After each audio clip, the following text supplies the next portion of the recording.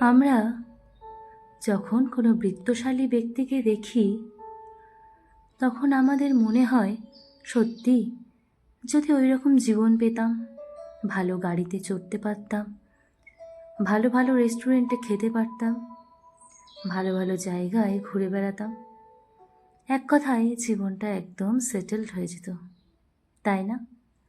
আচ্ছা, সত্যি কি তাই জীবন আমাদের সেটেলড হতো?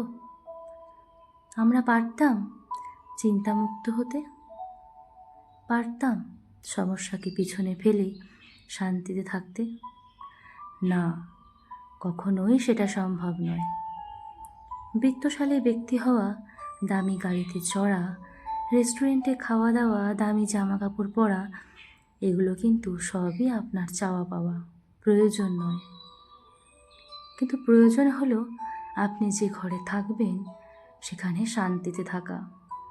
প্রয়োজন হলো আপনি যে খাবারটা খাবেন সেটা যেন অসৎ উপায়ে উপার্জিত না হয়, সেদিকে খেয়াল রাখা। প্রয়োজন হলো রাতে ঘুমাতে গেলে যেন আপনার মন প্রশ্ন না করে, আজকে এই কাজটা করলাম, ঠিক করলাম তো? আমাদের অবুঝ মন সবসময় ভাবে যে বৃত্তশালী হলেই বোধহয় আসল শান্তি।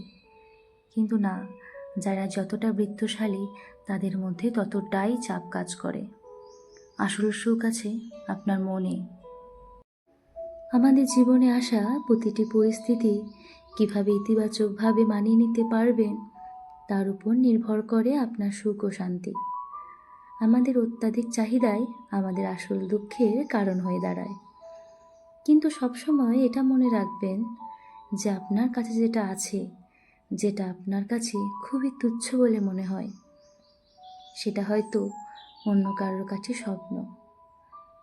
আপনার যে গাড়িটা আপনার ভালো লাগে না, সেটাই হয়তো অন্য কারোর কাছে একটা স্বপ্ন। তাই ভালো থাকুন এবং একটি সুন্দর মনের মানুষ হয়ে উঠুন। আজ সুন্দর মনের মানুষ হয়ে ওঠাটাই একটা বড় চ্যালেঞ্জ হয়ে দাঁড়িয়েছে আমাদের জীবনে।